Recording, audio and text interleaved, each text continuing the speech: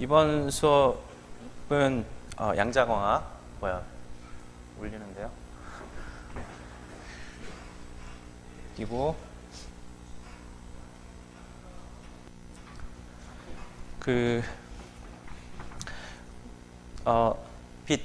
빛에 대해서 빛의 양자적 성질들에 대한 것을 이제 이번 시간에 이번 학기에 이제 양자광학 수업에서 강의를 할 거예요.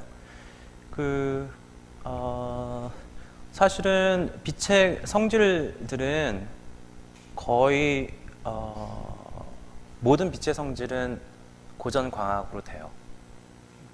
그리고 양자광학으로 설명해야만 되는 그런 부분은 굉장히 적어요. 극히 드물거든요.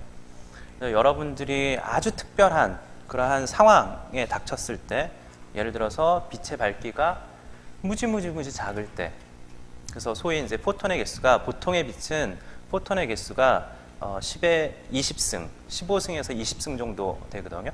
어마어마한 숫자고, 거기서 포톤 하나, 두 개 뭐 이런 걸 볼 일이 일상적인 생활에서는, 혹은 일상적인 산업 현장이나 실험실 상황에서는 볼 일이 없어요.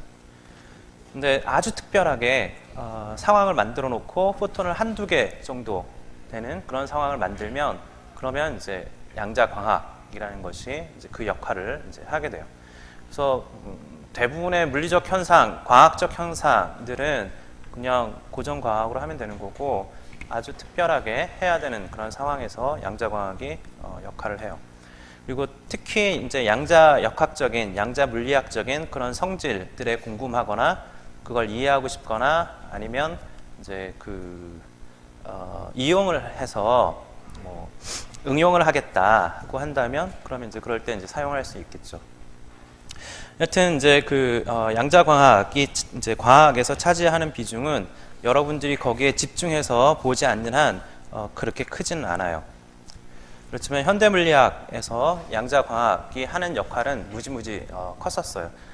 그러니까 예를 들어 양자물리학에 대한 것을 검증할 때, 그러니까 이론은 뭐 나올 수도 있잖아요. 어떤 실험을 통해서 이론이 나왔는데, 이제 양자 이론이라는 것이 과연 제대로 된 이론인지 검증을 할 때, 그럴 때 기존에 있었던 머티리얼 사이언스, 그러니까 고체나 뭐 이런 거에서 그 실험을 하기보다는 과학을 이용해서 실험을 했어요. 그래서 양자과학적인 그런 실험 방법, 실험을 통해 가지고 양자 물리학에 얼마나 이제 정확한 이론인지, 맞는 이론인지, 자연을 잘 설명하는 이론인지, 그런 것들을 이제 검증할 때 많이 활용이 됐었어요.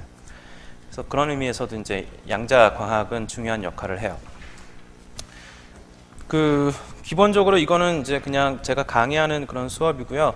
근데 우리 항상 강의하듯이 나는 편하게 이거 하던가 말던가 신경 안 쓰고 그냥 막 질문하고 대답하고 그렇게 하도록 하죠. 네, 그렇고 뭐 특이한 건 없고, 출석 점수가 있고, 과제 점수도 있고, 중간고사하고 기말고사를 이제 보도록 합시다. 근데 뭐 기말고사, 중간고사, 기말고사를 매번 봐야 돼요? 아니면 한꺼번에 봐야 돼요? 기말고사만 보는 거지. 중간고사는 안 보고. 응?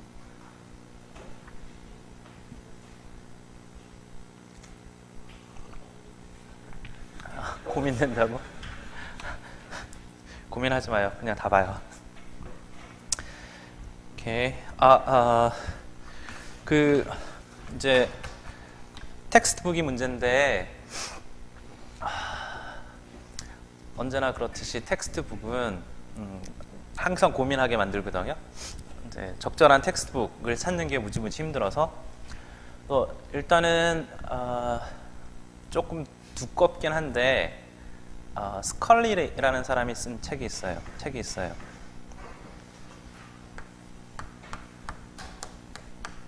스컬리하고 주바이리, 이분은 이제 파키스탄인가? 인도 분인데, 하여튼 이제 이 두 사람이 같이, 스컬리라는 분이 이제 먼저 쓰고, 나중에 주바이리라는 분이 이제 같이 공동 저자로 된 퀀텀 옵틱스라는 책이 있어요.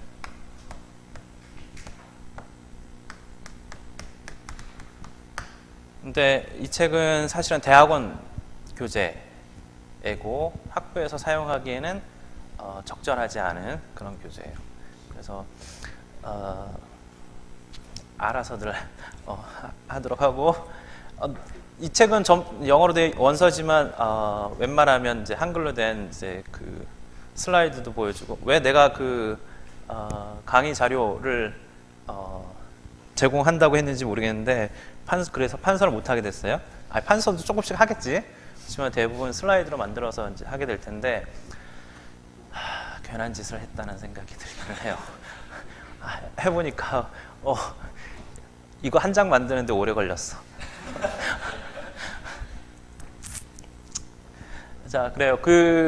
그리고 절판이 돼서 사실은 내가 주로 참고했던 책은 이제 그 카이스트의 이해운 교수님이라는 분이, 여러분 잘 모를지 모르겠지만 한국에서 양자광학에 관해서는 거의 최초의 한국에서 학위하신 분이에요. 그러니까 한국에서 학위한 게 아니라 외국에서 학위를 하셨는데, 하여튼 이제 이제 선구자, 한국에서 양자광학의 선구자라고 하실 수 있는 분이 쓰신 책인데, 제목은 양자광학이에요. 이게 대우학술총선가 뭐 그거로 나온 책이에요.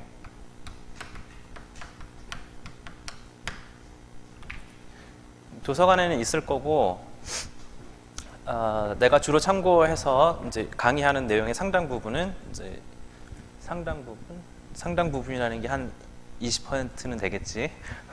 20%는 넘기 때문에 이제 상당 부분이라고 얘기를 하는데, 하여튼은 이제 저기서 나와요. 자, 강의하고 관련해가지고 혹시 질문 있어요?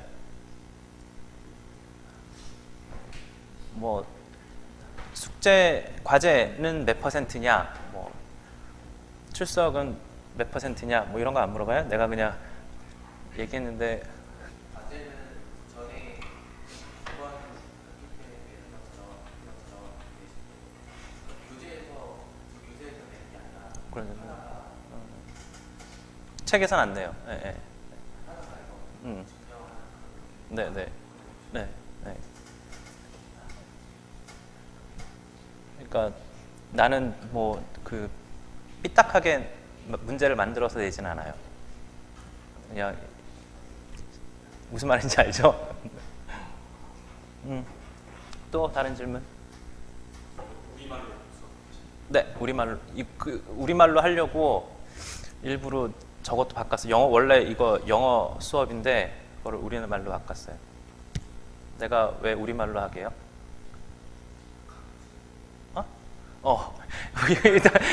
밖으로 내보내는데 영어로 하게 얼마나 웃기겠어. 영국 애들이 보고 이게 뭐냐, 미국 애들이 보고. 자, 내용 가지고 웃지는 않겠지. 얘가 뭘 했지 그럴 거 아니야. 자, 하여튼 그거는 뭐. 또 다른 질문 없어요? 자, 우리가 한 학기 동안 이제 얘기해야 될 내용은 이거예요. 그래서 양자광학에 대한 이제 기본 혹은 기초 개념들에 대한 것을 이제 간략하게 논의를 좀 하고, 그렇긴 한데 이게 한 2주 정도 할 거예요. 그러니까 이 내용은 뭐냐면, 여러분들이 양자역학 시간에 들었던 내용 있잖아요. 그걸 이제 요약하는 거예요. 리마인드를 하는데, 이거를 왜 하느냐? 이걸 안 하려고 생각을 했었는데, 일단은 여러분들은 다 아는 내용이잖아요. 안 들은 사람만 빼고 대부분 다 들었잖아요. 양자역학 1학기 때 내용 거의 태반이 1학기 때 내용이거든요. 작년 1학기 때. 근데 이걸 안 하고 그냥 강의를 하는데 내보낸다. 바깥에 있는 사람들은 뭔 말인지 모른단 말이야. 그래서 아주 간략하긴 하지만 한 2주 정도, 그래도 여러분들도 이제 1년 정도 됐으니까 다시 기억도 이제 되새기고 그러면서 하기 위해서 한 2주 정도 할 거예요. 만약에 지금 저거에 대한 얘기를 할 때 무슨 얘기지? 이렇게 하면 그러면 작년의 노트나 아니면 질문을 해주세요. 다 빤한 얘기들을 이제 할 거긴 한데 그 빤한 얘기들이지만 짚고는 넘어가야 돼요. 그 다음에 이제 얘기할 게 빛의 양자적 기술에 대한 것을 할 건데, 그러니까 양자 과학 이론에 대한 걸 하는 거예요. 근데 뭐 작년에 다 하지 않았느냐, 지금 하는 건 좀 다르냐? 예, 좀 달라요. 똑같이 양자 이론이긴 양자 이론인데 우리가 작년에 했던 것은 소위 양자 역학을 했어요. 양자 역학을 했고 빛에 대해서 할 때는 양자 장론을 해야 돼요. 그러니까 양자 역학과 양자 장론에 대한 약간의 차이가 있거든요. 그렇지만 수학적인 거는 개념적인 거 빼고 물리적으로는 이게 심각한 전환이거든요. 양자 역학에서 양자 장론으로의 전환, 이론적인 체계의 전환은 좀 심각한 건데 물리적으로는. 근데 수학적으로는 별거 아니에요. 수학적으로는 그냥 하모니 오실레이터 푸는 거예요. 하모니 오실레이터를 하나 푸는 게 아니라 여러 개 푼다. 사실은 무한계에 대한 거긴 한데 뭐 무한계도 상관없어요. 우리는 꼭 하나만 골라서 풀 거예요. 그래서 결국 하모니 오실레이터 한 개만 푸는 거예요. 수학적으로는. 맞아. 여기는 탁과생이 없구나.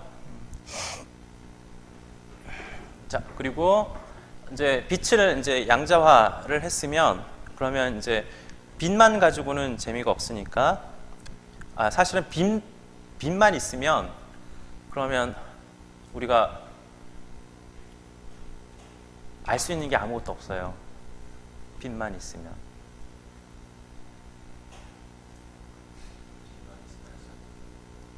빛만 있으면 이 온 우주가 그냥 빛으로만 이루어졌다고 치면 그럼 우리가 알 수 있는 게 아무것도 없어요. 그러니까 무슨 말이냐면 측정을 해야 될 거 아니에요. 빛을 볼 수 있어야지. 그러니까 빛을 본다는 것은 관측한다라는 것은 무슨 뜻이죠?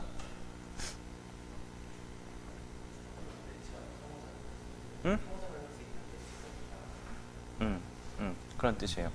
그러니까 나는 웬만하면 나로부터 시작하면 좋겠어요. 그러니까 물리적 대상은 있고, 제일 먼저 물리적 대상이 있어. 그 다음에는 나로부터 물리적 대상을 관측한다. 그럼 나로부터 이제 그 대상을 관측해야 되는 거잖아요. 어떻게? 이제 어떻게 구체적으로는 어떻게 관측을 해야 돼요? 어떻게? 봐야죠. 보거나 듣거나 빛을 들을 수 없잖아. 그러니까 듣는 건 아니겠지. 빛에 대해 대상이 빛이라면 하여튼 뭐 소리 같은 건 또 들을 수 있으니까 듣거나 맛보거나 냄새는 물리적 대상 중에 냄새 맡는 건 거의 없죠. 화학적 대상이라면 모르겠으나 아니면 만져보거나 오감과 관련된 그런 형태로 이제 기술을 하면 좋겠어요. 근데 오감으로 못하는 경우도 있죠. 눈으로 이제 전자기파긴 한데 얘네들이 가시광선 영역이 아니면 우리가 이제 불 같은 거는 이제 뜨거우니까 IR 같은 경우에는 느낄 수도 있을지 모르겠으나 마이크로웨이브 같은 경우에는 우리가 보통 못 느끼잖아요. 그런 것들은 아까 얘기한 것처럼 장비가 필요해요. 눈을 대신할 수 있는 그런 장비들이. 자, 네, 하여튼 그래서 빛을 관측하기 위해서는 원초적으로는 눈이 필요해요. 그러니까 눈이 하는 일은 빛과 우리 눈이 망막이 서로 상호작용하는 거예요. 일종의 광전 효과. 빛이 우리 망막을 때리면 망막에 있는 그 전자가 익사이트를 해서 광전자 혹은 광전류를 만들어내서 전기 신호를 발생시키면 그게 우리 뇌에 전달돼서 우리가 빛을 보는 거예요. 그래서 원자하고, 아니, 그러니까 빛하고 물질하고 서로 상호작용하는 것들에 대한 것도 우리가 기술할 줄 알아야 돼요. 그래야지 우리가 빛을 관찰하는 행위가 가능해질 테니까. 그거와 관련돼서 우리가 그 빛과 상호작용을 물질 말고 원자로 아주 간단한 물리계에 대해서 상호작용에 대한 걸 다뤄보려고 해요. 그래서 빛과 원자의 상호작용. 근데 그거를 이제 두 가지로 나눠서 할 건데, 나누는 이유는 어려워서 그래요. 어려워서 둘로 나눌 건데, 그 준고전 이론이라고 부르는 세미 클래시컬 티어리라고 부르거든요. 세미 클래시컬이라면 반고전, 준고전 뭐 이런 이론인데, 빛은 양자 이론으로 반대구나. 빛은 고전적으로 다뤄요. 원자는 양자적으로 다루는 거예요. 그러니까 원자는 양자 물리학적인, 그리고 빛은 고전 물리학적으로 다뤄요. 그리고 걔네들의 상호작용을 통해서 빛을 관찰할 때 어떤 결과들을 볼 수 있는지를 그 빛의 특성들에 대한 얘기를 할 거예요.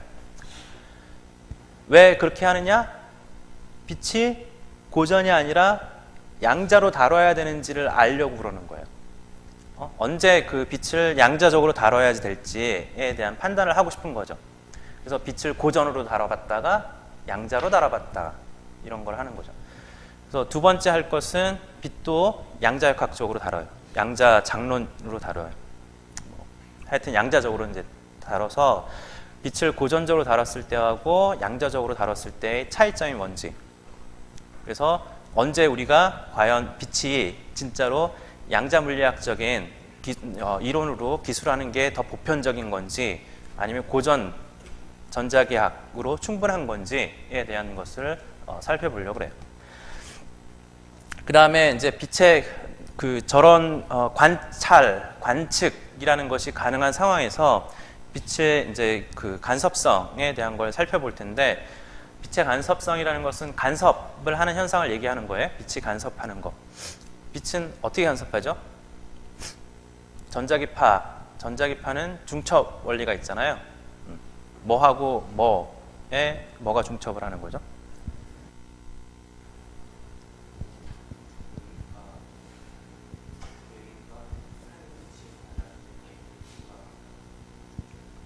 그러니까 간섭이라는 것은, 혹은 이제 중첩이라는 것은 파동이 두 개가 있는데, 두 개로 정의할 수 있는 파동이 있는데, 걔네들이 한 장소에 모이게 되면, 그러면 걔네들이 위상으로 인해서 이제 걔네들의 진폭 같은 게 달라져요. 그걸 보고 간섭이라고 부르는 거죠. 근데 빛은 조금 전에 내가 그 파동함수의 진폭이라고 그랬잖아요. 그 진폭에 해당하는 게 뭐죠? 빛의 경우에 간섭할 때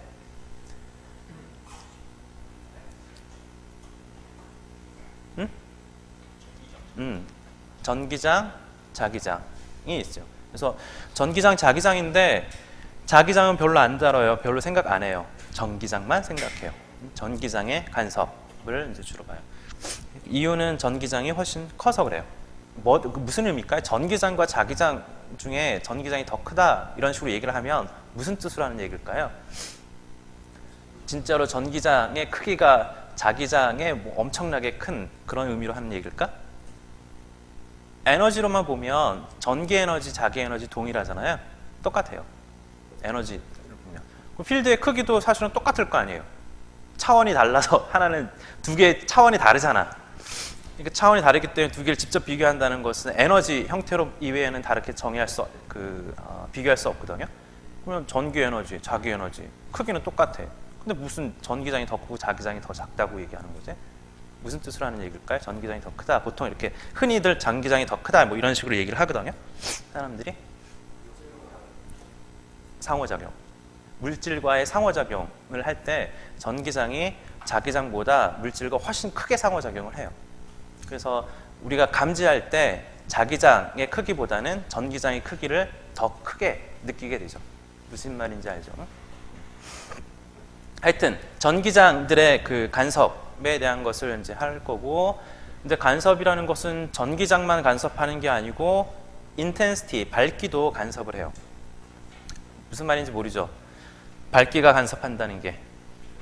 그거에 대한 것을 이제 그 디테일하게 자세하게는 이제 그 강의하면서 얘기하도록 하죠. 그 다음에 빛의 압축에 대한 게 있는데 이거는 나중에 얘기하도록 합시다. 저거는 이제 조금 이제 고차원의 개념이라서 지금 얘기해봐야 큰 의미가 없을 것 같아요. 양자역학적인 효과와 아주 밀접하게 관련된 거예요. 그 다음에 위상 공간에서의 분포 함수에 대한 얘기인데 저것도 개념이 어려울 수 있을지도 모르겠는데 사실은 70년대, 80년대, 90년대 동안 양자과학을 전공하는 사람들이 한 일이 이걸 한 거예요. 위상 공간에서의 분포 함수에 대한 거를 다루고 측정하고 그런 일들을 해왔던 거거든요. 이게 무슨 말이냐면 예를 들어 어쨌거나 빛은 조화진동자들의 집단이거든요. 그러니까 조화진동자들의 집단이니까 하나만 빼놓고 생각합시다. 하나만 딱 뽑아서 그걸 모드라고 그래요. 모드 하나. 그러면 하모닉 오실레이터 하나에 대응해요. 수학적으로. 그러면 하모닉 오실레이터는 기본적으로 하나의 하모닉 오실레이터는 변수가 뭐뭐 있죠? 다이내믹 베리어블이 동력학적인 변수가 빛 말고 하모닉 오실레이터 조화진동자 시간은 우리가 비상대론적인 양자역학을 생각하고 있어서 양자장론에서 이제 나중에 얘기할게 빛은 비상대론적으로 다루면 안 되겠죠. 상대론적으로 다뤄야 돼요. 그래서 양자장론을 하게 된 이유가 거기 있거든요. 아주 근본적인 이유는 상대론적인 이유 때문에 그래요. 그거는 이제 나중에 디테일하게 얘기하기로 하고 그냥 단순히 그렇지만 수학적으로는 상대론이든 비상대론이든 상관없이 하모닉 오실레이터의 집단이 양자장론이에요. 그래서 모두가 하나만 있어요. 그 하모닉 오실레이터 하나가 있으면 걔의 다이나믹 베리어블 타임은 아니에요.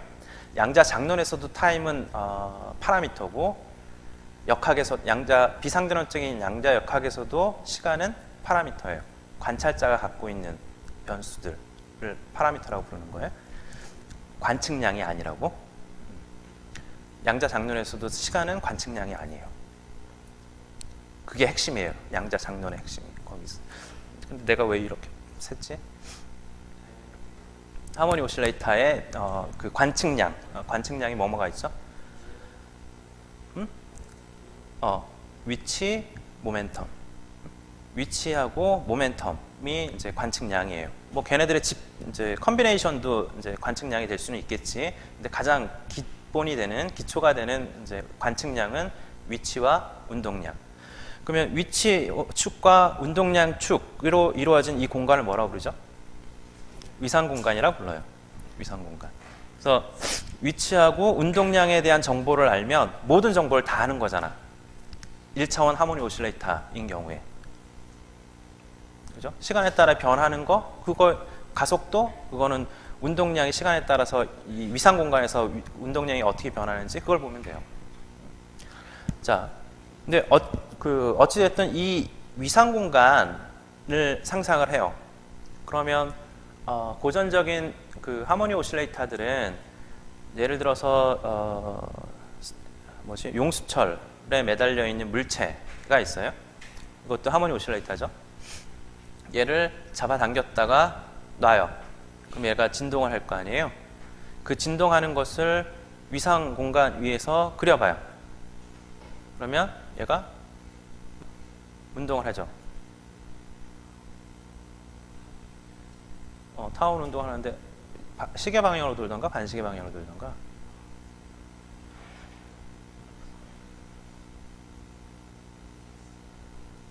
반시계 방향, 시계 방향으로 돌아요. 내 입장에서 시계 방향.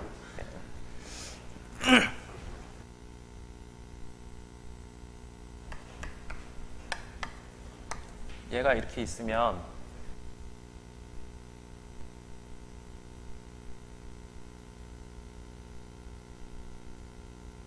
증가하는 방향으로 갈 거 아니에요? 증가하는 방향으로. 이렇게 자, 그래서 시간이 바뀜에 따라서 점점 그 위상 공간 위에서의 위치가 이렇게 타원 궤적을 따라갈 거예요. 근데 양자역학은 통계적이잖아요. 확률적이잖아요. 확률적이기 때문에 어떤 특정한 포인트 위에서 정의할 수가 없죠. 그래서 분포를 생각해야 돼요. 그 분포를 확률 분포일 수도 있고 다른 거일 수도 있고. 근데 만약에 얘네들이 위상 공간이 아니라 위치라는 위치 위에서만 정의된 그 분포라고 하면 확률 분포가 될 수 있어요. 운동량 위에서만 정의되는 분포라면 또 확률 분포가 될 수 있어요. 지금 양으로 넘어온 거예요. 양자 이론에서. 그런데 위상 공간 위에서 확률 분포가 될까 안 될까? 왜 그걸 고민하는 거죠? 왜 위상 공간 위에서의 분포가 확률 분포가 될 수 있을까 없을까에 대한 걸 왜 고민하는 것 같아요?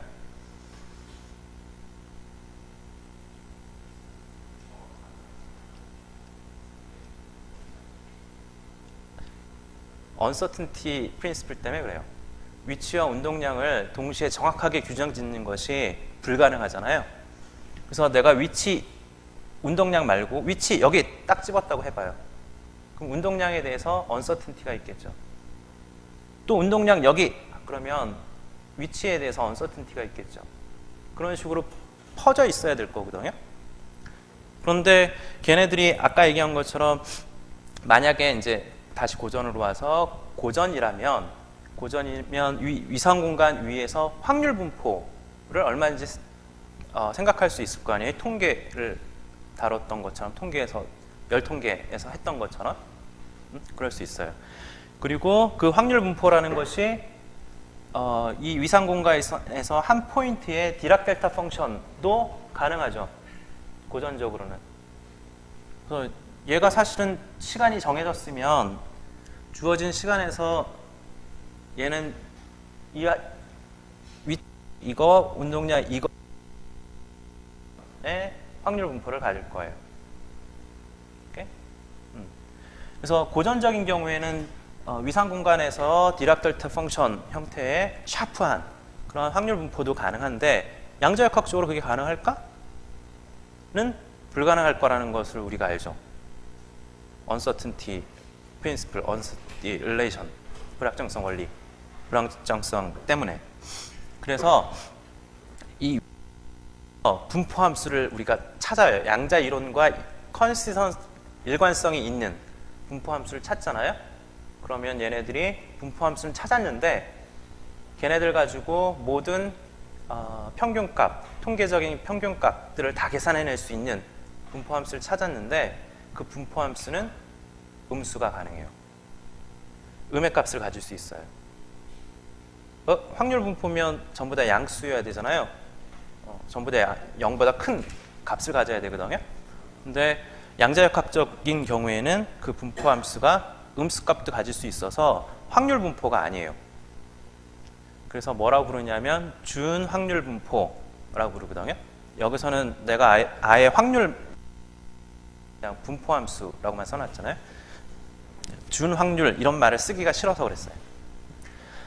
그런 이제 확률 분포 함수 준 확률 분포 함수 그러니까 비거너 펑션, p 펑션, q 펑션 뭐 이런 것들이 있는데 얘에 대한 얘기를 이제 쭉 할 거예요.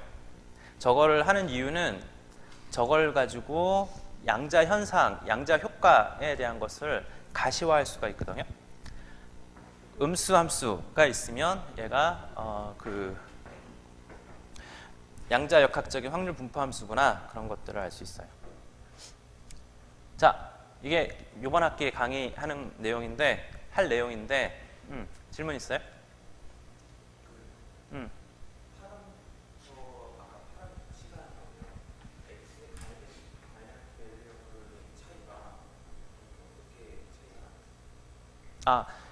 다이나믹 베리어블과 시간과 차이가 있는 게 아니고요.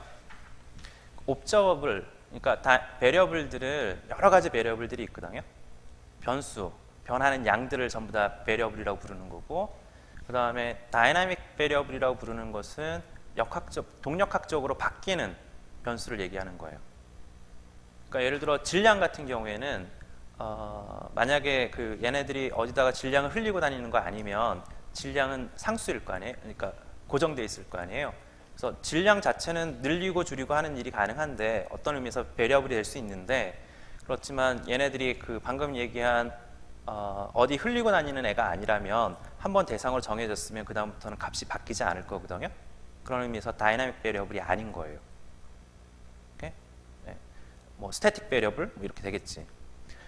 그리고 이제 대부분의 경우에는 다이나믹 베리어블들이 옵저블이 되기 쉬운데 항상 꼭 그래야 되는 건 아니고, 옵저블이라고 하는 것은 우리가 관측을 통해서 알아내는 베리어블들을 의미하는 거예요. 무슨 말인지 알겠죠? 네, 네. 뭐 관측량이라고 부르는 물질의 이제 물성 혹은 물질의 특성들 중에 관측을 통해서 알아내는, 관측을 해야지 알 수 있는 그런 것들을 이제 관측량, observable이라고 이렇게 부르는 거죠. 그러면 저기서 X하고 P는 observable 베리어블이고, 그러면 파라미터로 시간을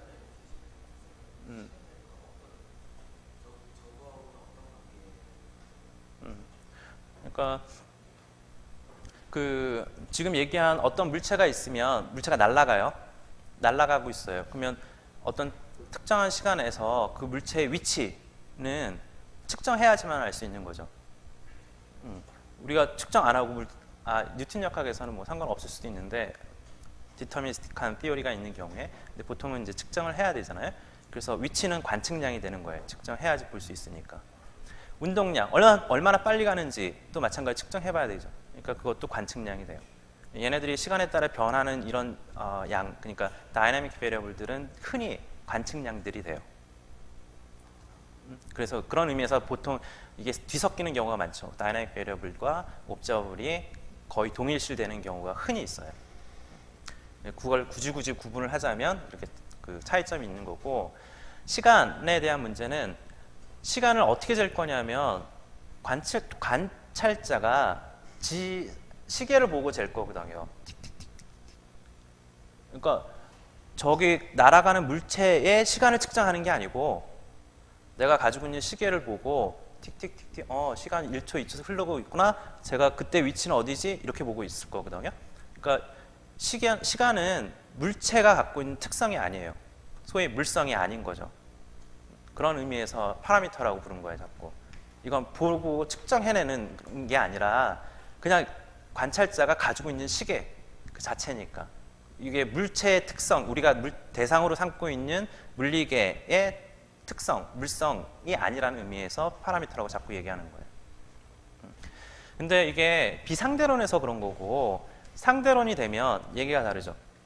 상대론이 되면 물체 자체가 고유의 시간이 있잖아요. 자기가 스스로 속도가 서로 다르면 흐르는 시간이 다르니까, 그래서 물체가 뭐 어떤 특정 속도로 혹은 가속도로 막 왔다 갔다 하면 시간이 막 지 멋대로 자기 그 좌표계 내에서 시간이 막 달라졌을 거 아니에요.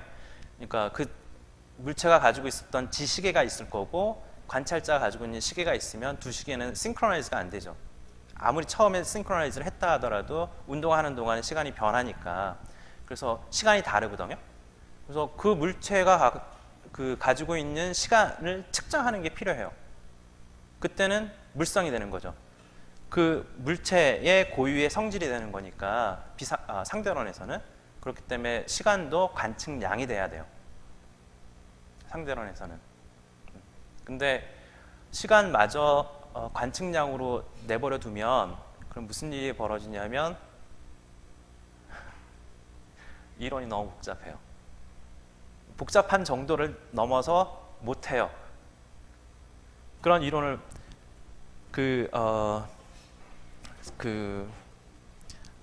이제 처음 시도한 사람이, 그 전에도 시도했지. 뭐 클라인 골든 뭐 이런 사람들도 있었고, 디락이라는 사람도 있었고, 뭐 디락은 다 알 테니까. 그래서 디락 이퀘이션 뭐 이런 것이 상대론적인 양자 역학이거든요. 그러니까 시간도 관측량으로 보는 거예요. 거기서는. 그래서 이제 그런 걸 만들긴 했는데, 근데 문제는 뭐냐면 입자가 하나일 때만 할 수 있어요. 그러니까 안티파티클 포함해서 두 개. 그러니까 디락 이퀘이션에서는 파티클, 안티파티클이 항상 있잖아요. 그래서 그런 의미에서 두 개지만 얘네들이 항상 반대적인 운동을 하니까 그런 의미에서 하나를 알면 다른 하나 항상 알 수 있거든요. 그런 의미에서 이펙티브하게는 하나잖아요. 그래서 이펙티브하게 하나인 입자 시스템에 대해서만 상대론적인 양자 역학을 할 수 있고, 입자가 여러 개인 경우에 그 경우에 대해서 양자 역학 이론 체계를 못 만들어요. 시도를 했어요, 사람들이. 그게 70년대, 80년대 넘어올 때까지도 열심히 사람들이 했거든요.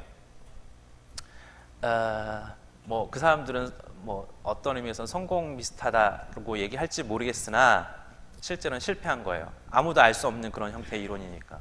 너무 복잡하니까. 그래서 중간에 1920년대, 30년대 그쯤에 사람들이 양자 장론으로 이론 체계를 바꾸는 거예요. 바꿨어요. 그래서 자, 양자 역학에서 보면, 비상드론적인 양자 역학에서 보면 시간은 파라미터예요. 위치는 관측량이에요. 운동량도 관측량이에요. 양자 장론으로 오면 뭘 하는 거냐면 시공간 위에서 장을 생각하는 거거든요.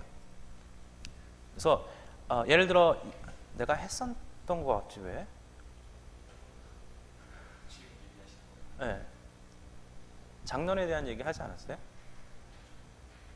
처음 들어요? 그러니까 강의를 막 재작년에도 하고 작년에도 뭐 하니까 이게 반복이 되는 거, 나는 내 입장에선 반복이 되는 것 같잖아요. 그러니까 어디서 한 것 같은데.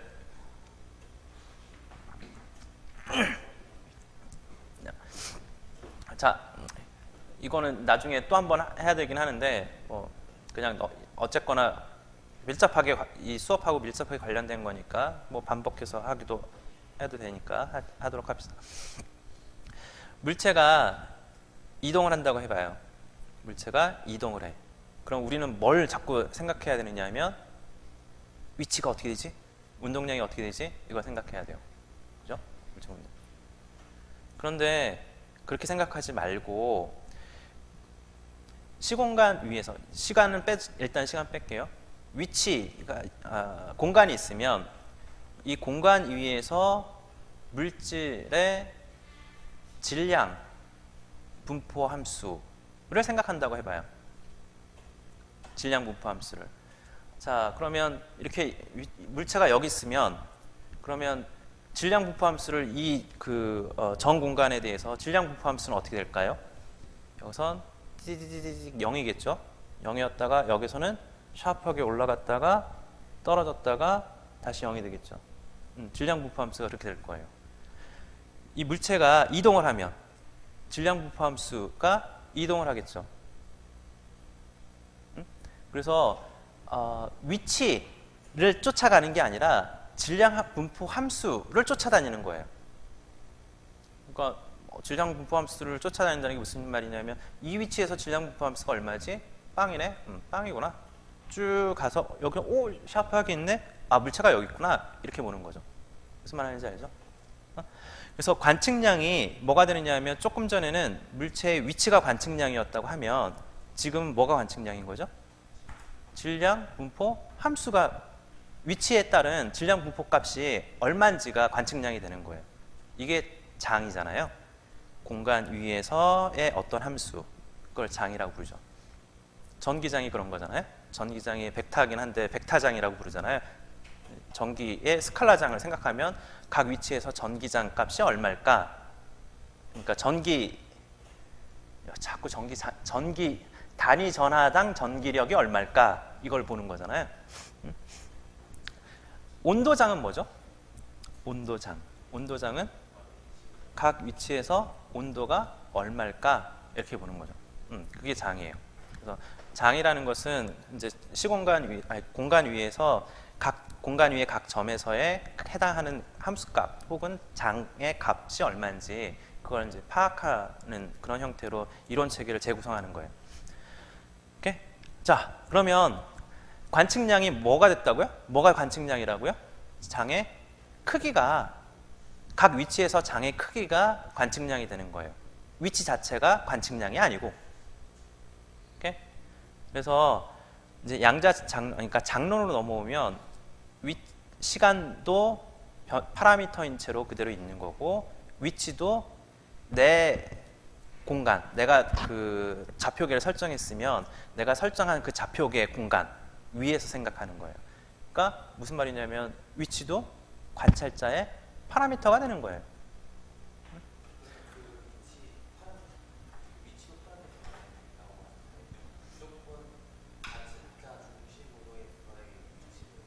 그렇죠. 맞아요. 근데 관찰자가 달라지면 그러면 그 사람이 갖고 있는 시공간이 또 따로 그 정의가 되겠죠. 좌표계가. 그래서 두 사람이 커뮤니케이션 하는 거예요. 상대로는 그런 식으로 이제 그 피해가는 거지, 일종의. 그러니까 그걸 나는 피해간다고 그러는데 이건 이제 자를 거니까 뭐 다른 분들은 이제 다르게 얘기를 할 거예요. 하여튼 그래서 양자 장론에서는 시간도 파라미터고 위치도 파라미터가 돼요.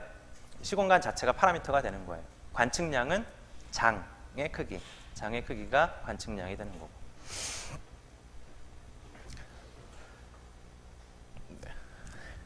이게 그 사실 되게 어려운 질문인데, 어려운 문제인데 이제 여러분들이 네, 나중에 합시다. 나중에 어차피 또 할 거니까. 야, 이거는 전혀 보이스가 저기 때문에 그렇구나. 잘 됐네. 어차피 나 안 나오는데. 자,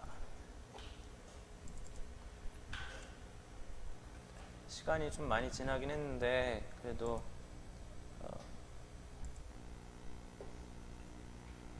조금만 이제 얘기하도록 합시다.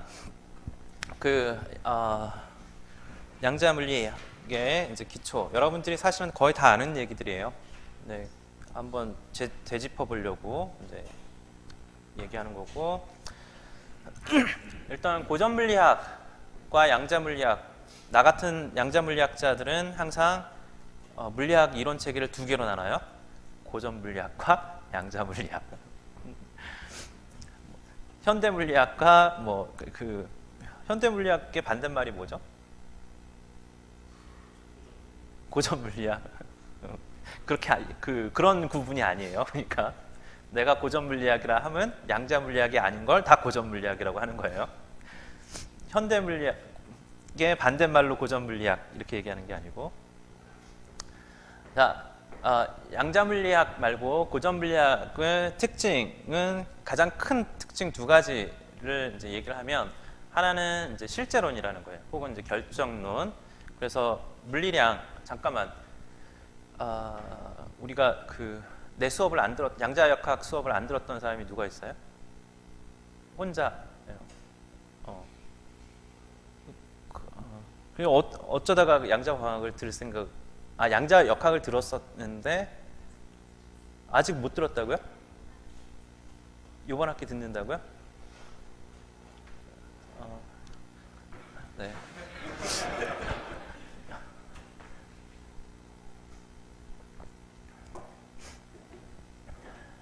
네. 네.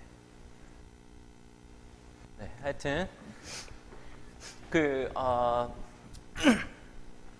고전 물리학의 이제 첫 번째 특징은 이제 실제론이에요. 그러니까 밑에 써놨는데, 물리량의 값은, 그러니까 위치, 운동량과 같은 그런 이제 물성, 관측해야 되는 그런 양, 관측해야 되는이라고 하면 이미 모순되는 말이 용어가 돼버렸으니까, 그러니까 그냥 물리량이라 할게요. 위치나 운동량과 같은 물리량의 값은 관측 행위에 무관하게, 관측하는 행위를 통해 가지고 변형되거나 바뀌지 않고 그 값 그 자체로 있다라고 생각하는 것이 결정론이에요.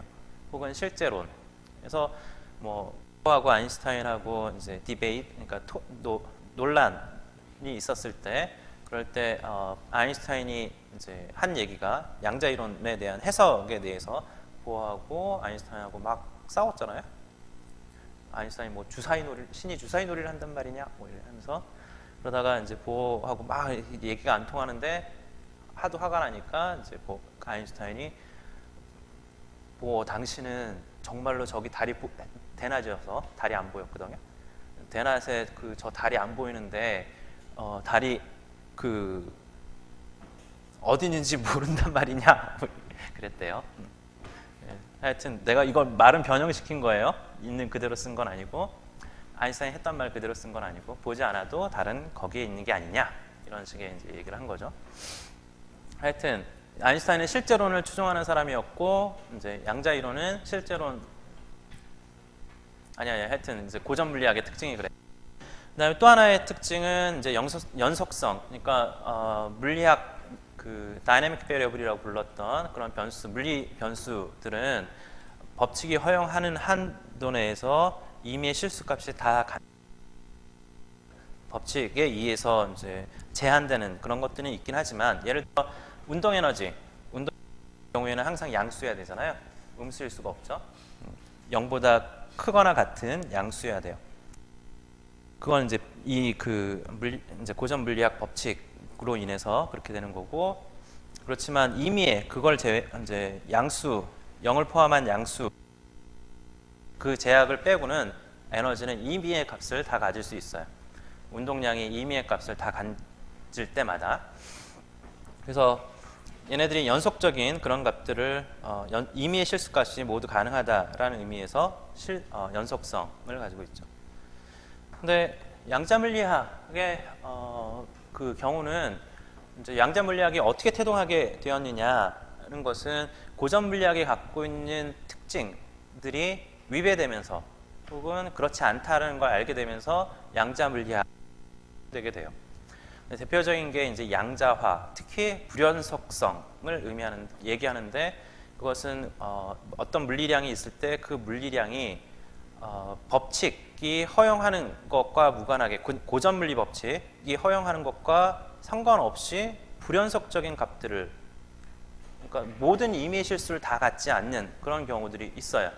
대표적인 게 전하가 양자화된 그런 경우인데, 이제 전하의 단위는 이제 전자의 전하 단위로 쭉 그 값들을 이제 갖게 되죠.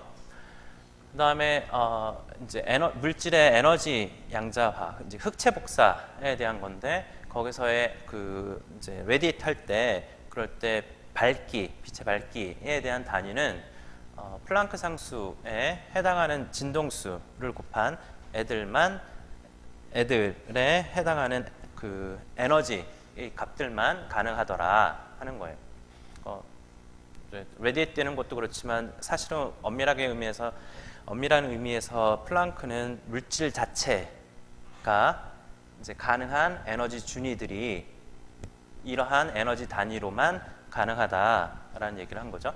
레디에이트 된 애들은, 그러니까 복사된 애들은 당연히 거기에서 그 차이에 해당하는 만큼만 바깥으로 에너지로 방출이 될 테니까, 빛으로 방출될 테니까 당연히 양자화가 되겠죠. 에너지 양자화가.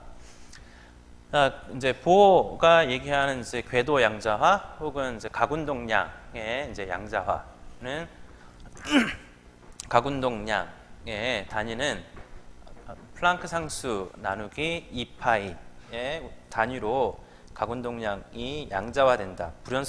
불연속적인 값을 갖는다라는 얘기를 한 거죠.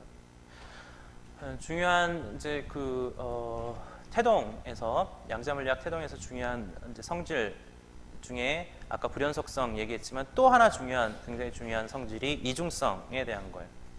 그래서 이제 파동이라는 애들이 입자적 성질을 띠는 경우가 있고, 그 전까지는 고전 물리학에서는 파동은 파동이고 입자는 입자고, 그래서 두 개가 완전히 구분되는 그러한 물리계라고 생각했었던 거라고 하면, 양자 물리학에서는 그게 아니라 파동인데 입자적 성질을 나타내기도 하고 입자인데 파동적 성질을 나타내기도 하고, 그래서 입자와 파동이라는 게 이제 그 쪽에서 구분할 수 있는 그런 게 아니라 이제 합쳐져서 모호하게 그렇게 이제 일종의 통합된 형태로 생각을 해야 된다라는 걸 얘기해 주는 게 이중성에 대한 거예요.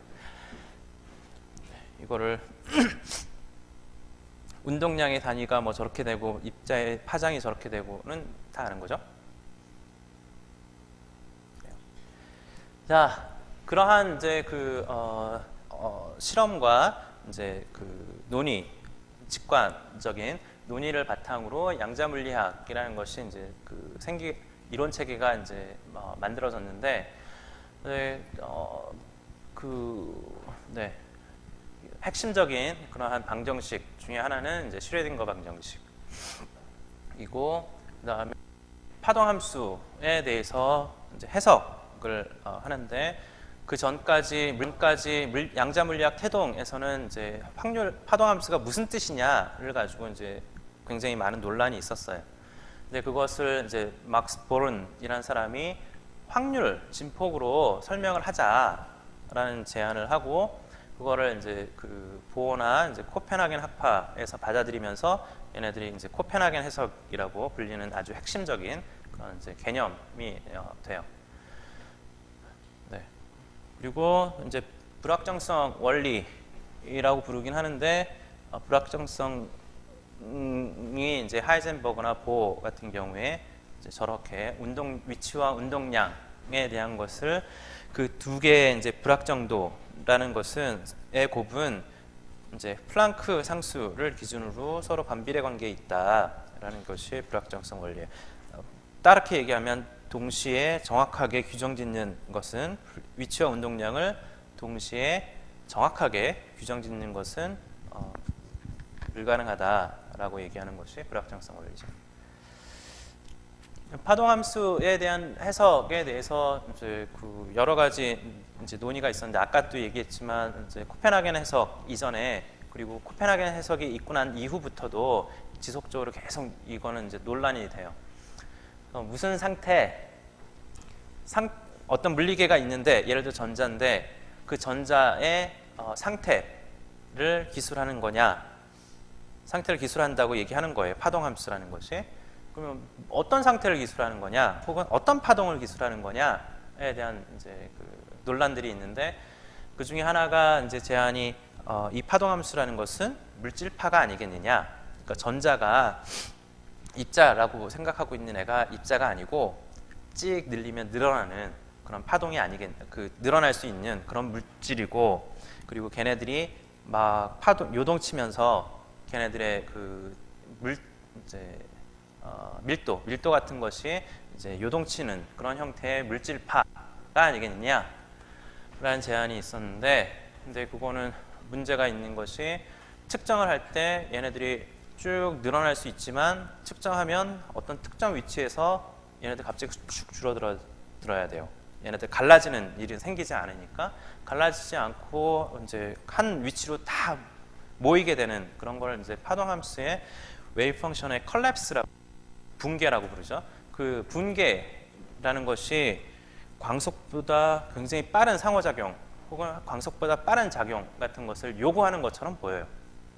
그래서 상대론과 이제 조화를 이루지 못한다라는 이유 때문에 이제 반대하는 사람들이 있었죠. 그리고 두 번째는 이제 그 확률 진폭파, 이제 막스 보른 혹은 코펜하겐 해석에서 제안하는 것은 확률 진폭파라고 얘기하는 것으로, 얘네들이 어떤 확률 진폭을 의미하는 거냐, 어떤 확률을 의미하는 거냐, 그것은 거기에 있을 가능성, 그 상태에 있게 되는 가능성만 기술하는 것으로, 실제로 거기에 있다가 아니라 거기에 있을 수도 있다라는 식의 기술이기 때문에, 그런 기술은 얘네들이 어디 있는지, 실제로는 어디에 있는지에 대한 얘기를 말할 수 없는 그런 상황이 벌어져요. 그런 의미에서 실제론을 이제 부정하는 거가 되고, 대신 이렇게 되는 경우에 파동함수의 붕괴 뭐 이런 것들이 실질적인 이 시스템들의 붕괴들이 아니기 때문에 상대론하고 여전히 조화를 이룰 수 있다, 그런 장점을 가지고 있어요. 자, 이건 확률 진폭파의, 그러니까 파동함수에 대한 얘기를 한 거고, 확률이라는 것은 이 파동함수의 절대값 제곱으로 이제 확률을 구할 수 있다라고 얘기하는 거죠. 자, 그 뒤로도 이제 코펜하겐 해석이 정통 양자론으로 얘기는 되고 있지만 여전히 그 다른 그 해석들은 여전히 존재해요.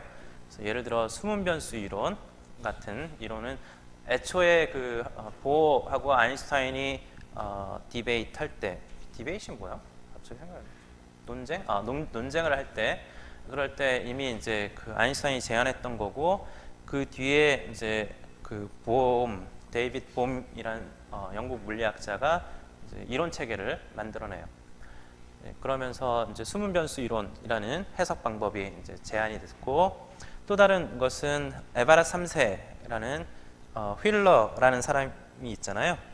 파인만의 스승이기도 한데 그 파인만의 스승이기도 한 휠러의 제자로 에바렛이라는 사람이 있어요.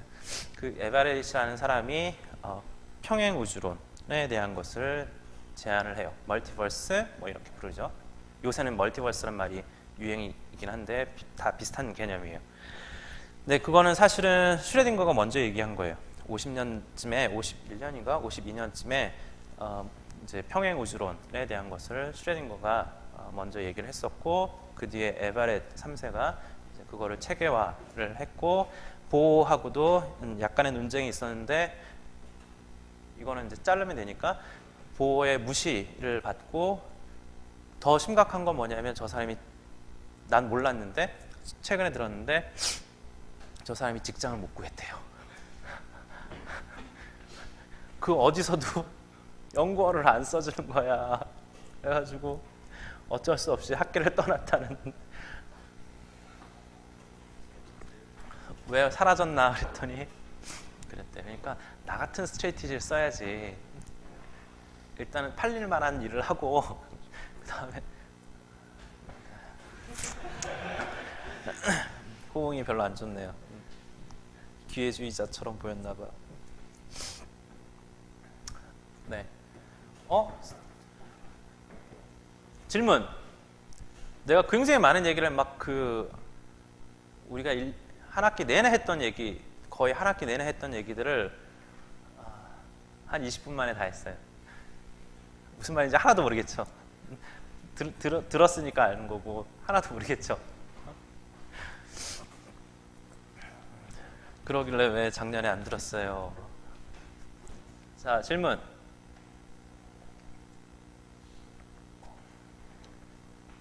질문 없으면 우리가 한 15분 있는데 다 할 것 같아요. 야, 그냥 합시다.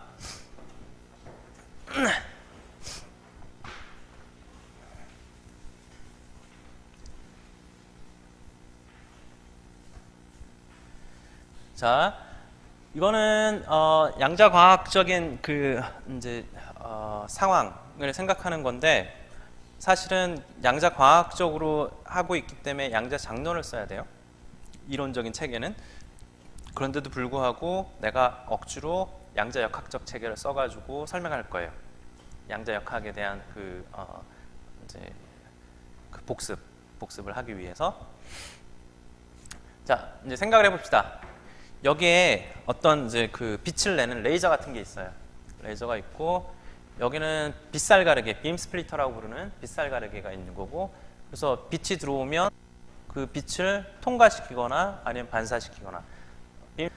빔 스플리터라는 것은 이제 반 거울이잖아요. 반거울이니까 절반만 반사시키고 절반은 투과시키는 그런 애들이에요. 이 빔 스플리터 뒤에는 디텍터, 빛을 검출하는 빛 검출기를 이제 각각 놔둬요. 네. 그러면 여기서 얘를 내가 단일광자 발생기라고 불렀는데, 단일광자 발생기라는 게 무슨 뜻인지에 대한 얘기를 할게요. 내가 이렇게 레이저, 이 포인터 보여요? 레이저 포인터? 이 레이저 포인터에 있는 광자의 수는 초당 10의 15승계 정도 돼요. 10의 15승계면 엄청나잖아요. 그걸 단일 광자 발생? 무슨 소리야, 단일 광자 10의 15승인데. 뭘 할 거냐면 얘를 막아요. 레이저를 이렇게 막으면 통과가 안 돼. 살짝 보이죠? 이렇게 막는 거야. 어떤 물질로 막으면 대부분의 광자는 막혀요. 통과를 못하지. 근데 일부가 통과할 수 있는 게 있거든요. 그러니까 내 손의 두께를 조절하는 거야. 무지 두꺼워봐. 그럼 광자가 하나 통과 못하겠죠. 조금씩 얇게 만들어봐. 그러면 지금 이거 보는 것처럼 통과되는 애들도 있잖아요. 눈으로 보이잖아요. 그래서 어느 정도 두께를 만들 거냐면 1초에 광자가 0.1개 나오도록 하는 거예요. 무슨 말이에요? 0.1개라는 게 없잖아요. 광자가 10초마다 1개 나오도록 한다 이거죠. 10초에 1개 나오도록. 실제 실험에서는 그렇게 안 해요. 근데 내가 뭐 1나노세컨마다 뭐 1개 나오게 이렇게 얘기하면 복잡하잖아요. 논의가.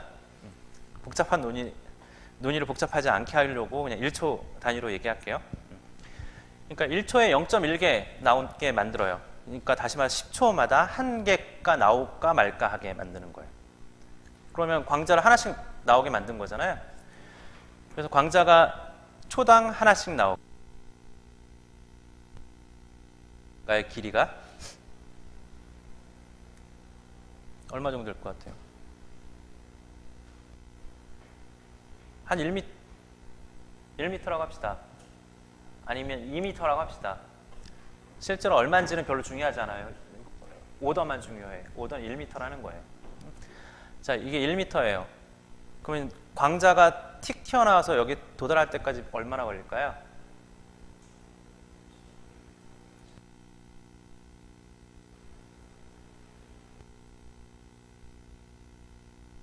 광속을 초속 몇 미터 가는지를 하고 그거 역수를 하면 그럼 되겠죠? 그러면 그렇게 짧은 시간 내에 가요. 10의 마이너스 10승인가 12승인가 뭐 그 정도. 굉장히 짧은 시간 내에 도달을 해요. 그러면 내가 1초마다 하나씩 보내는 거니까, 아니 10초마다 하나씩 보내는 거니까 광자가 여기 가서 도착할 때까지 다른 광자가 나올까요? 안 나올 거예요. 광자가 틱 튀어나와가지고 도달할 때까지 다른 광자는 세워라 내워라 하고 있는 거잖아요. 도착 디텍트가 되고 끝난 디텍트까지 다 튀어나오고 디텍트가 다 된 다음에도 계속 세워라 내워라 하고 있을 거 아니에요. 그래서 한참 지나가지고 또 광자 하나 틱 튀어나와가지고 가는 거예요. 그러니까 이 실험은 광자를 한 번에 하나씩 쏘는 실험이에요. 한 번에 하나씩 쏘고 하나씩 검출하고 하는 그런 실험을 하는 거예요. 자, 그러면 내가 광자라는 말을 쓰면서부터 얘네들이 쪼개지지 않는다라는 의미를 이미 담고 있잖아요. 내가 얘기할 때, 그죠? 그래서 사실 이제 어떤 의미에서는 설명이라고 할 수 없고, 하여튼 자, 이 광자를 하나 보내면 얘는 두 개로 광자 하나가 두 개로 쪼개지는 그런 일은 생기지 않아요. 그리고 어떻게 알 수 있느냐면, 그러니까 두 개로 쪼개지는지 안 쪼개지는지 쪼개지는 일은 없는데 어떻게 하느냐면 측정을 해보면 알아요. 측정을 하면 한 번에 위에서 틱 하는 동안에 이쪽에서는 검출이 안 돼요.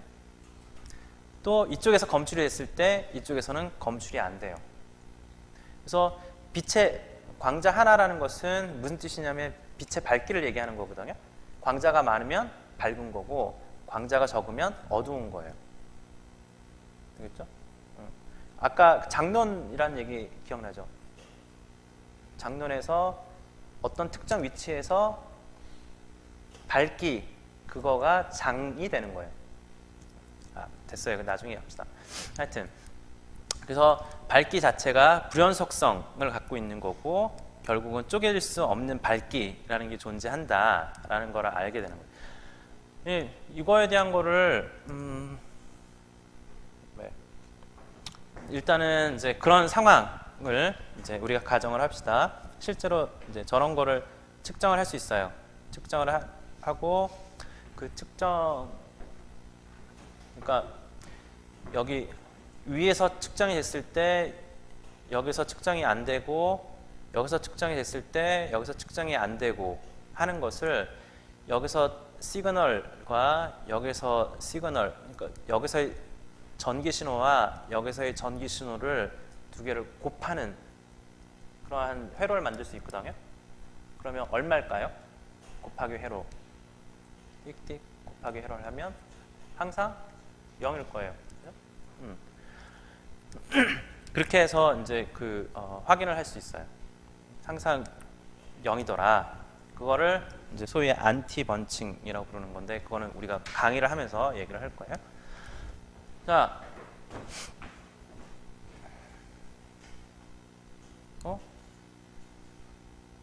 네. 그 다음에 이렇게 이제 얘네들이 두 군데 동시에 측정되는 일은 없고 둘 중에 한 군데에서 측정이 되는 거고, 이제 둘 중에 한 군데에서만 측정되는 그런 이벤트를 자꾸 반복해요. 한 번에 하나씩 보내면서. 그랬더니 위에서 측정이 되고, 또 보냈더니 그 다음 포톤 하나를 더 보냈더니 여기서 측정이 되고, 그 다음에 보냈더니 여기서 측정이 되고, 보냈더니 여기서 측정이 되고, 또 보냈더니 위에서 측정이 되고. 내가 뭘 얘기하고 싶은 거냐면 규칙이 없어요. 규칙이 없이 그냥 위아래가 어떤 번갈아 가면서 하는 것도 아니고, 번갈아 가면 규칙이 있는 거잖아요. 그런 규칙을 전혀 찾을 수 없는 그런 형태로 돼서, 그런 의미에서 얘네들의 그 행태를 결정하는 것이 불가능해요. 그런 의미에서 비결정론이고, 얘네들의 도착하는 이제 클릭에 대한 수를 이제 구해보면, 빈도수를 구해보면 위에가 50%, 옆이 50%. 근데 그거는 요 빗살 가르개의 투과율이 얼마냐가 결정해요. 빗살 가르개의 투과율이 10%다. 그러면 여기서는 10%, 위에는 90% 이렇게 되는 거고, 여기가 투과율이 50이다. 그럼 반사하는 게 50인데, 그럴 때 50, 50 이렇게 그 광자들이 검출되는 빈도가 이제 그렇게 정해지더라라는 거예요. 자, 그거를 이제 소위 이제 이런 일종의 간섭계를 만드는데, 여기는 빗살 가르개, 그러니까 빔 스플리터 혹은 이제 반 거울이고, 여기에 거울을 둬요. 여기도 거울을 두고, 그러면 거울에서는 무조건 반사만 하는 거거든요. 그래서 그렇게 거울을 두고 그 뒤에 또 빗살 가르개 반 거울을 여기다 둬요. 그리고 나서 그 뒤에다가 이제 검출기를 이렇게 둘 거거든요. 이렇게 두면 광자를 이렇게 하나 보내잖아요.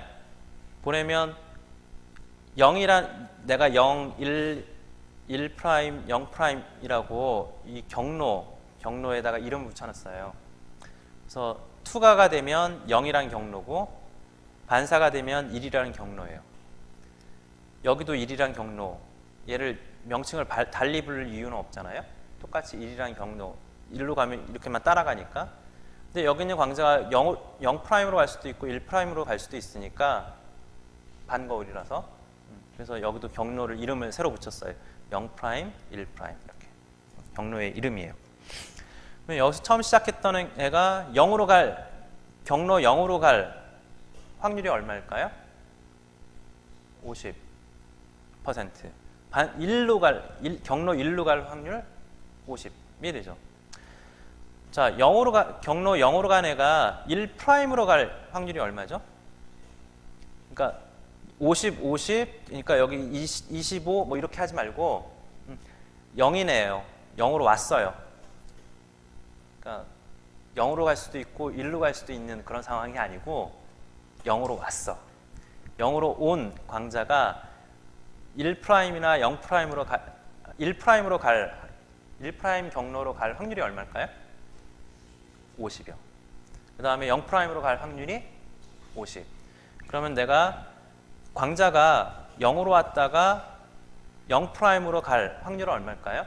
이제는 곱하기를 하면 되지.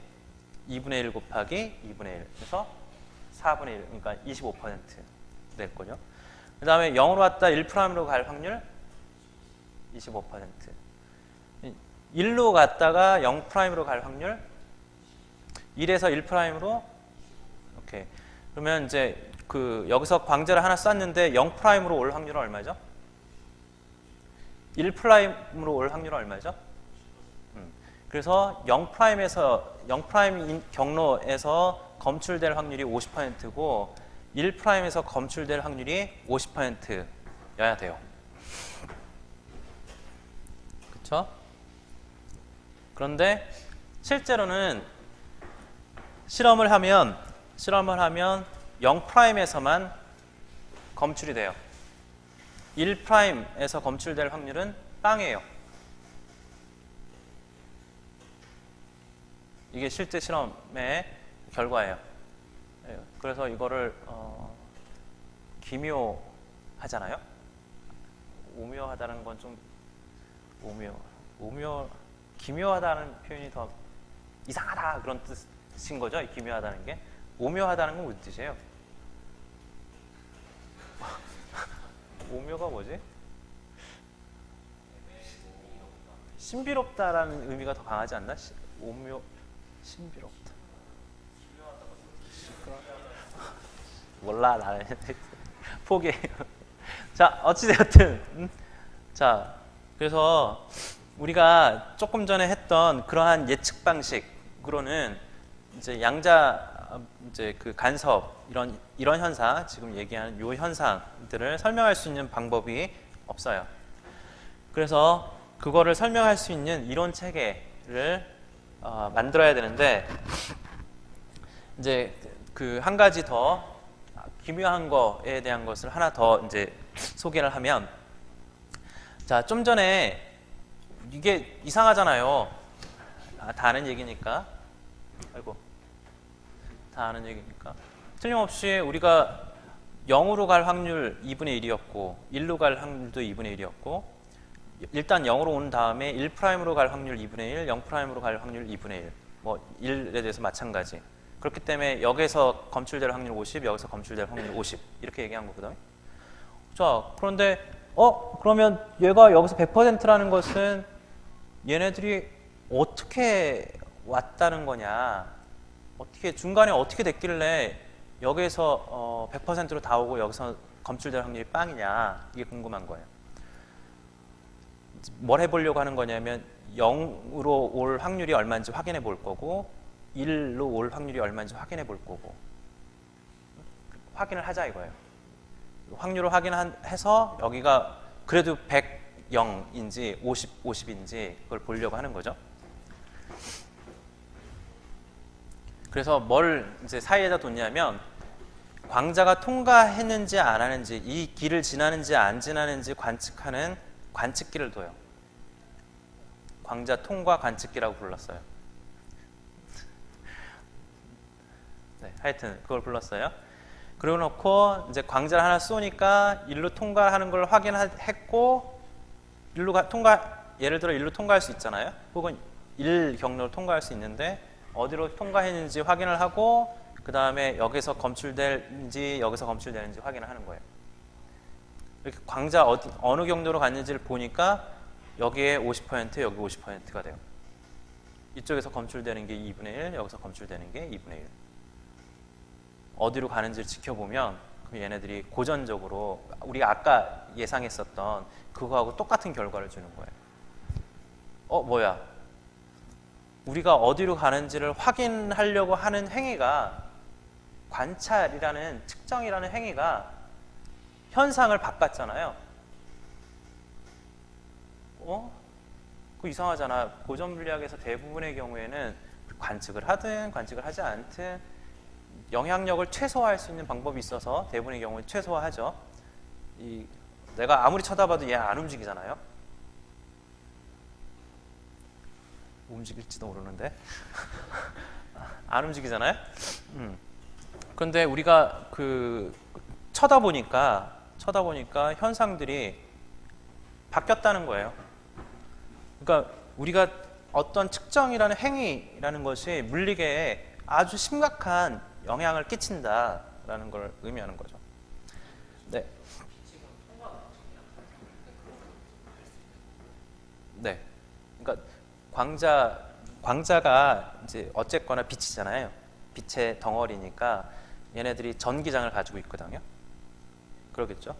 그러면 얘네들을 이거의 에너지를 흡수하는 게 아니라 이 빛이 포톤이 가지고 있는 전기장에 의해서 다른 애들한테 영향이 있는지 없는지를 확인하는 거예요. 예를 들어 주변에다 전자를 깔아놓고 전자들이 움직일 거 아니에요. 플럭추에이트 할 거 아니에요. 전기가 쭉 지나가면 지나가기 전에는 가만히 있다가 지나가면 얘네들이 플럭추에이트 하겠죠.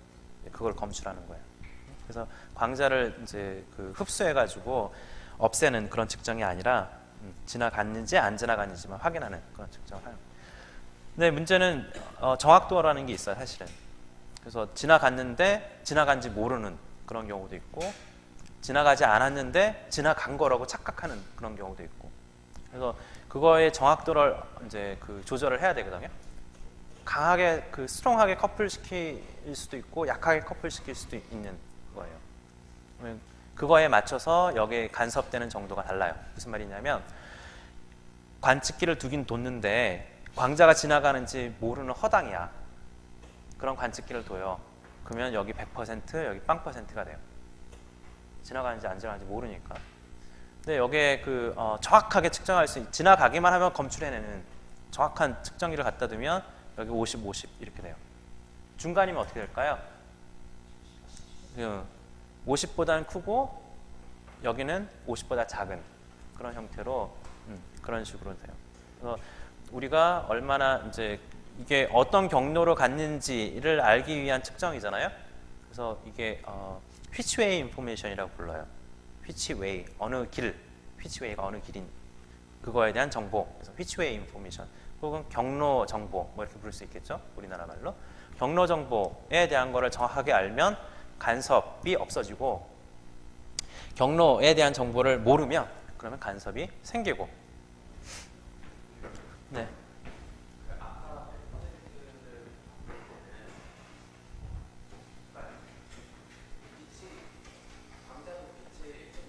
네?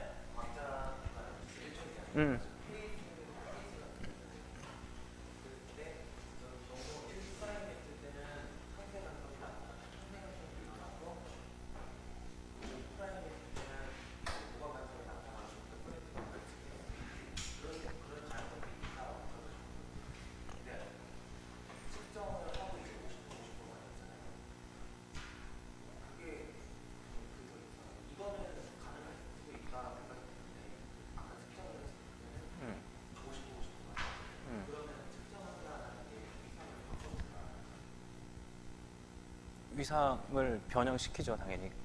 그건 그런데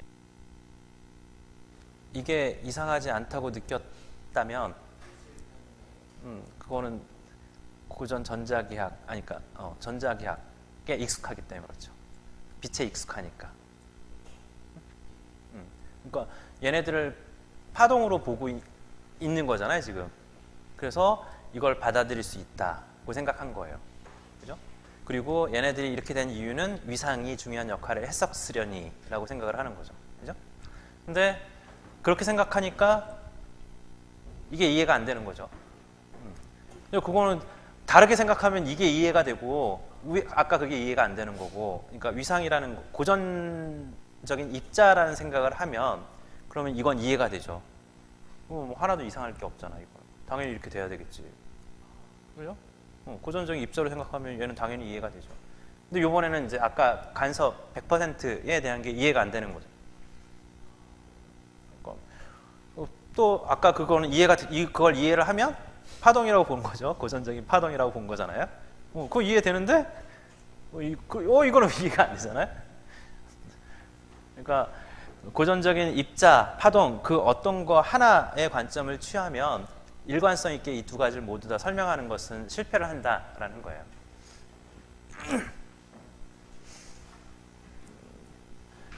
아까 얘기했던 거에 대한 질문에 대해서 위상과 관련된 질문에 대해서 답을 한다면 조금 전까지는 그러니까 어쨌거나 간섭, 양자 간섭도 위상 관여를 하거든요.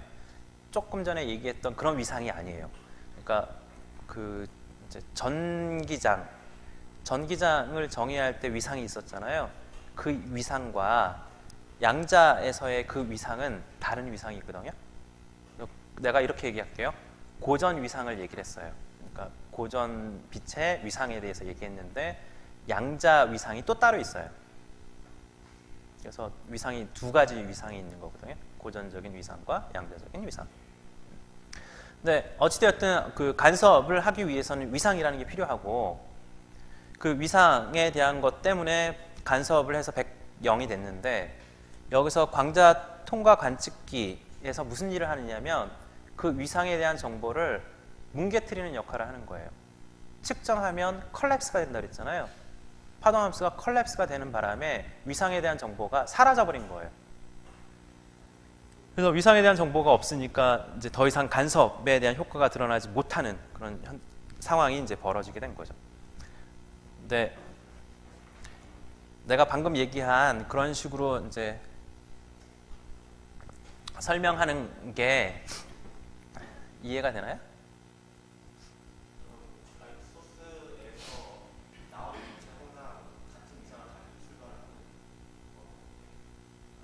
아니. 방금 한 질문이 1990년대 말과 2000년대 초쯤에 양자과학을 하는 사람들이 엄청나게 싸웠던 거예요. 논쟁을 했던 내용이거든요. 그래서 질문이 뭐냐면 레이저가 있으면 그 레이저에서 나온 빛이 수업 있죠? 자, 오늘 여기 너무 지나갔는데 여기까지 하고요. 다음 시간에 또 하도록 합시다. 질문에 대해서 답은 다음 시간에 할게요.